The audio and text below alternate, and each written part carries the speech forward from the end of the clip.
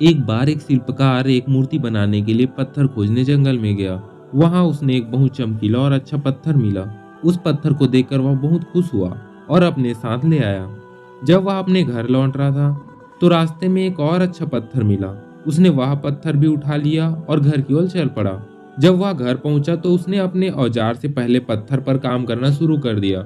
जब औजार पत्थर से टकराया तो पत्थर से आवाज आई, कृपया मुझे औजार से मत मारो, इससे मुझे बहुत दर्द हो रहा है। अगर तुम मुझे मारोगे तो मैं टूट जाऊंगा, कृपया मुझे छोड़ दो।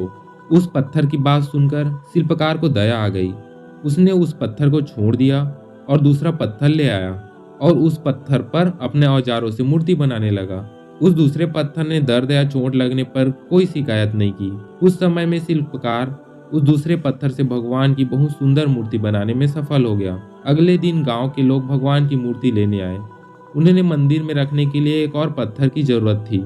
जब उन्होंने शिल्पकार को इसके बारे में बताया तो उसने वह पहला पत्थर ग्रामीणों को दे दिया। लोगों ने मंदिर को सजाया और भगवान की मूर्ति की स्थापना की और उस पत्थर को मूर्ति के सामने रख दिया, जिसे भक्त नारियल तोड़ने के लिए काम में लेने लगे। जब जब भी कोई व्यक्ति मंदिर के दर्शन के लिए आता तो वह मूर्ति की पूजा फूलों से करता और दूध से स्नान कराता था।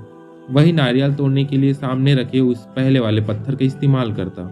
इससे पहले वाला पत्थर बहुत परेशान हो गया, क्योंकि जब भी भक्त नारियल तोड़ने के लिए इसका इस्तेमाल करते उसे बहुत दर्द होता था। एक दिन जब पहला पत्थर रो रहा था तो दूसरे पत्थर जिससे मूर्ति बनाई गई उसने उससे पूछा, तुम रो क्यों रहे हो? इस पर पहले पत्थर ने उत्तर दिया, तुम बहुत भाग्यशाली हो, आनंद में हो, क्योंकि लोग तुम्हारी पूजा करते हैं। वे तुम्हें दूध से स्नान कराते हैं और तुम्हारी बहुत देखभाल करते हैं, जबकि मेरा कोई परवाह नहीं करता। वे मुझ पर नारियल तोड़ते हैं और दर्द भरा अनुभव होता है।